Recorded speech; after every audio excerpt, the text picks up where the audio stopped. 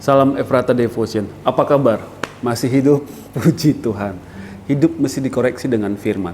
Saya mengajak kita merenungkan firman Tuhan dari Yakobus 1 ayat 22 sampai 25. Tetapi hendaklah kamu menjadi pelaku firman dan bukan hanya pendengar saja. Sebab jika tidak demikian, kamu menipu diri sendiri. Sebab jika seorang hanya mendengar firman saja dan tidak melakukannya, ia adalah seumpama seorang yang sedang mengamat-amati mukanya yang sebenarnya di depan cermin.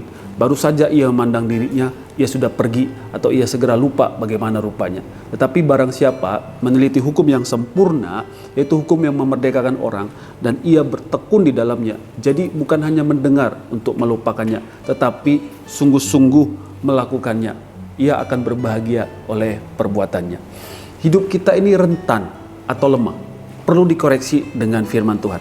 Sudah berapa lama kita mengikut Yesus, tapi hidup kita tidak berubah. Kita masih suka menghakimi orang, mudah kecewa, suka percabulan, melakukan dan memperkatakan yang tidak sopan, tidak suka berdoa, tapi suka berdosa. Mengapa demikian? Kemungkinan besar karena kita tidak melakukan firman. Kita hanya pendengar saja, tetapi tidak melakukannya. Tetapi ada juga orang percaya dengar firman pun jarang, apalagi melakukan. Tapi kebanyakan orang Kristen banyak khatam firman, tetapi tidak melakukan. Makanya hidupnya tidak berubah.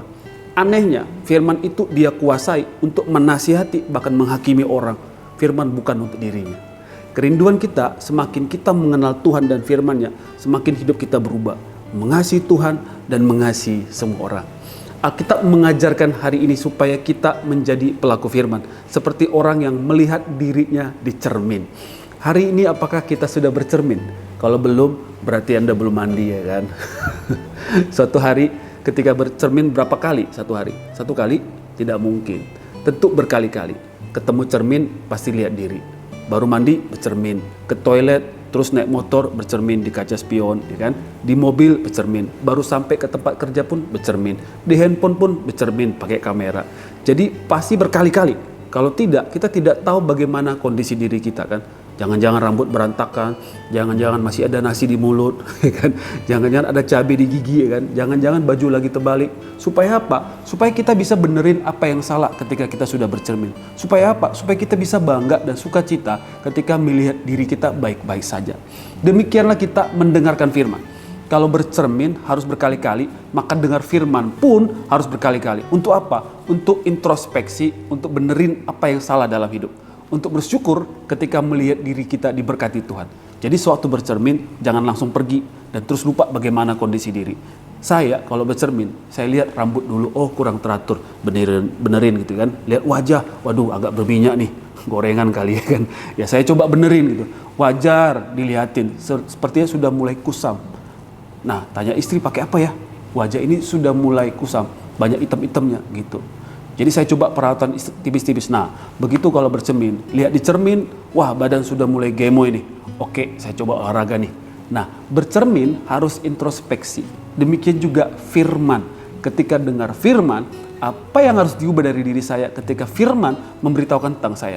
Misalnya nih, ketika baca firman, Yakobus 1, 19-20 misalnya, hai saudara-saudara yang kukasihi, ingatlah hal ini. Setiap orang hendaklah cepat untuk mendengar, tapi lambat untuk berkata-kata, dan juga lambat untuk marah. Sebab amarah manusia tidak mengerjakan kebenaran di hadapan Allah. Terus saya bercermin nih dari firman tadi, saya mudah marah ya. Sepertinya saya cepat bicara nih, saya kurang mau ditegur nih. Nah, melakukan firman, bukan cuma mendengar. Baca firman lagi, misalnya, hai suami-suami, kasihilah istrimu dan janganlah berlaku kasar terhadap dia. Nah, bercermin lagi, waduh aku kasar gak ya dengan istri? Oh iya, kemarin perkataanku kasar, aku harus berubah, aku harus mengasihi istriku. Nah, begitu ikut Yesus, hidup harus berubah dan kuat menghadapi badai dan pencobaan. Yesus mengatakan dalam Matius 7, 24-25, setiap orang yang mendengar perkataanku ini dan melakukannya, ia sama dengan orang yang bijaksana yang mendirikan rumahnya di atas batu. Kemudian turunlah hujan dan datanglah banjir, lalu angin melanda rumah itu.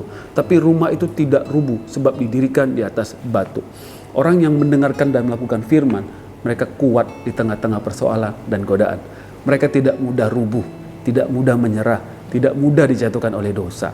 Tetapi Matius 7 ayat 26-27, Katakan, tetapi setiap orang yang mendengar perkataanku ini dan tidak melakukannya, ia sama dengan orang yang bodoh yang mendirikan rumahnya di atas pasir. Kemudian turunlah hujan dan datanglah banjir, lalu angin melanda rumah itu, sehingga rubuhlah rumah itu dan hebatlah kerusakannya. Orang yang mendengar tetapi tidak melakukan firman dikatakan sama seperti orang bodoh. Coba lihat, ada masalah, ia terpuruk. Ada masalah, kecewa. Ada godaan, jatuh. Bisa hebat kerusakannya. Oleh karena itu, sahabat Ephrata Devotion, jadilah pendengar dan pelaku firman Tuhan. Alami perubahan dan keberhasilan dalam hidup kita. Mari kita berdoa. Bapa, terima kasih Tuhan mengingatkan kami betapa kami butuh firman. Dan kami rindu melalui Roh Kudus akan menolong menguatkan kami. Kami bukan hanya mendengarkan kata firman, tapi kami melakukan firman. Supaya hidup kami berubah. Hidup kami diberkati, hidup kami berhasil, hidup kami menang, hidup kami kuat, tidak mudah rubuh. Oh Tuhan, tolong kami untuk terus melakukan firman dalam hidup kami. Di dalam dan demi nama Yesus kami telah berdoa. Amin.